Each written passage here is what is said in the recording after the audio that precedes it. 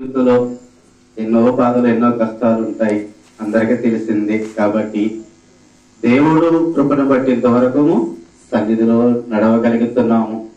దేవుడే నడిపిస్తున్నాడు. మరి దేవుడు ఇంకా ఇప్పుడు నా మీద వేస్తాడు, భారం వేస్తాడు. ఏ భారమో?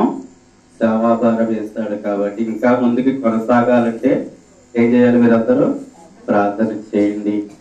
మరి అనేక విధాలుగా సేవలో మరి మనకు ఇంకా ముందు జరగబోయే సభలు కూడా మరి ఏర్పాటు పరిచయపడుతున్నాము. దేవుడి చిత్తాన్ని బట్టి మనం జరిగించుకుంటాం. మరి బిడ్డలు సహకరించిన వారందరికీ నా హృదయ పేరట అందరకు వందన మరణాతలు. కాబట్టి ఇది నేను ఎరిగింది కాదు, మనుషులు ఎరిగింది కాదు. ఎవరు ఎరిగి ఉన్నారు? మీ హృదయాన్ని ఎవరు ఎత్తుకున్నారు? దేవుడు మీకు ప్రేరేపిస్తేనే కానీ మరి ఆ ఏర్పాటు జరగదు. కాబట్టి మరి మన మధ్యకి ఎప్పుడు పిలిచిన అమ్మగారు అయ్యగారు పిలవగానే వస్తున్నారు లేదా? ఎప్పుడు కూడా నాకు ఖాళీ లేదయ్యా అనే మాట రాలేదు. ఎందుకంటే మరి వారు ఎంతో ప్రేమించి ఈ సేవలు వారు సహకరిస్తున్న వారిని ఎంతో రుణపడి ఉన్నారు. ఎందుకంటే ఈ సేవ చిన్నది కాదు, ఎంతో భారంతో కూడింది. నేను ఎన్నో విధాలుగా కష్టపడి ఇక్కడ నేను ఉండగలిగా. ఇక్కడ కష్టమే కాదు, చిన్నప్పటి నుంచి కూడా తెలియని కష్టం. దేవుడు నాతో మాట్లాడాలని ఒక విధానం బట్టి దేవుడు ముందుకు కొనసాగిస్తున్నాడు అన్ని కార్యాల్లో. మరి ముందుకు సాగాలంటే మీ అనుదినము ప్రార్థన చెయ్యండి. దేవుడు కృప ఎంతో విలువైనది. కాబట్టి మరి ఇక సమయంలో మనము క్రిస్మస్, ఎందుకంటే క్రిస్మస్ మనం ముందే పెట్టుకోవాలి. ఈ క్రిస్మస్ ఈ నెలంతా అందరూ పెట్టుకుంటారు. ఇప్పుడైనా మనము ఈ డిసెంబర్ మాసంలో మరి ఆరాధించే వారై ఉంటారు. ఎందుకంటే నేను రెండు విధాలుగా పెట్టాలంటే మనకు మరి సరిపోదని రెండు, అంటే మందిరం ప్రతిష్టత ఎప్పుడు వచ్చింది?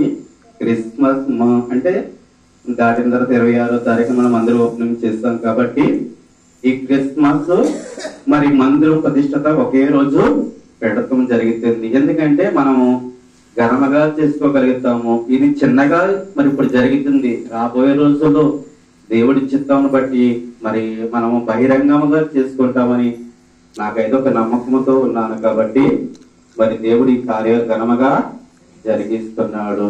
అలాగనే ఈ యొక్క మందిరం ఇంతవరకు అయ్యగారు చెప్పారు. ఈ పేరు మరి నేను పెట్టింది కాదు, నాకు వచ్చిన ఆలోచన కాదు. ఇది ఎక్కడున్నానంటే సేవకు రాకమునిపే హైదరాబాద్ లో ప్రాంతంలో ఉన్నప్పుడు దేవుడు నాకు బయలుపరిచిన ఈ యొక్క పేరు ఏమిటి అనుకున్నా. మరి ఇక్కడికి వచ్చిన తర్వాత పేరు మారుద్దాం అనుకున్నా.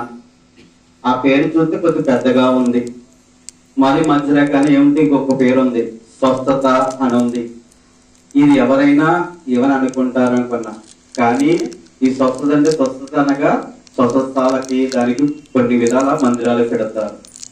అయితే దేవుడు చూపించింది, దేవుడు చెప్పింది ఏది కూడా మనము తీసివేయకూడదు, కొట్టు వేయకూడదని అప్పుడు పేరు మందిరం కట్టిన తర్వాత అదే పేరు పెట్టడము జరిగింది.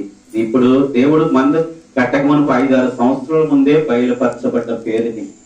దేవుడు గొప్పవాడై ఉన్నాడు. కాబట్టి దేవుడి చిత్తము, దేవుడు మాట ఇచ్చాడు. ఇది చిన్న మందిరమే, రాబోయే రోజుల్లో దేవుడు మనం ఆశీర్వదిస్తాడు అని నాకు ఒక నమ్మకం ఉంది. కాబట్టి మీరు దినము ప్రార్థన చేయండి. ఇంతవరకు మీరు నాకు సహకరించారు, దేవుడు మందిరానికి వచ్చారు. మరి దేవుడు మిమ్మల్ని ఒట్టి చేతులతో పంపివేస్తే దేవుడు కాదు.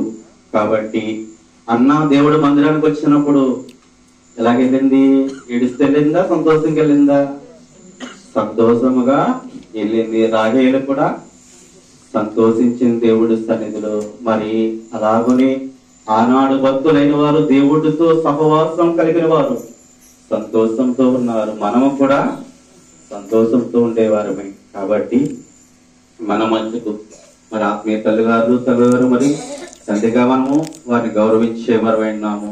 మరి అలాగని సేవకులుగా వచ్చిన వారిని మనం గౌరవించేవారు ఉన్నాం. మరి వారి పిలవగా మరి సిస్టర్ గారు మరి కాకుమా నుంచి కూడా వారు సంఘాన్ని తీసుకుని మన మధ్యకి వచ్చారు. అలాగే సర్గయ్య గారు కూడా మన మధ్యకి వచ్చారు. అందరికీ నా హృదయపూర్వక వందన మరణాత. మరి దేవుడు కృపను బట్టి మనం టేకప్ చేసుకుని అలాగనే మరి దేవుడు ప్రేమను బట్టి మన మధ్యకు సహకరించిన కొన్ని వస్త్రాలు కూడా సహకరించారు. మరి రాణి గారు వారు మరి ఎవరు అంటే వారు అనాథలుగా ఉన్న వాళ్ళకే ఇద్దామనుకున్నారు. అది కూడా మరి దేవుడి కృపను బట్టి జరుగుతుంది. సరే, వారు ప్రేరేపణ బట్టి వారు ఇస్తారు. మరి కేక్ కట్ చేసుకుందాం. అలాగే కేక్ కట్ చేసుకున్న క్యాండిల్ సర్వీస్ చేసుకుని ముగింపు ప్రార్థన చేసుకుందాం. మరి సమయం అవుతుంది కాబట్టి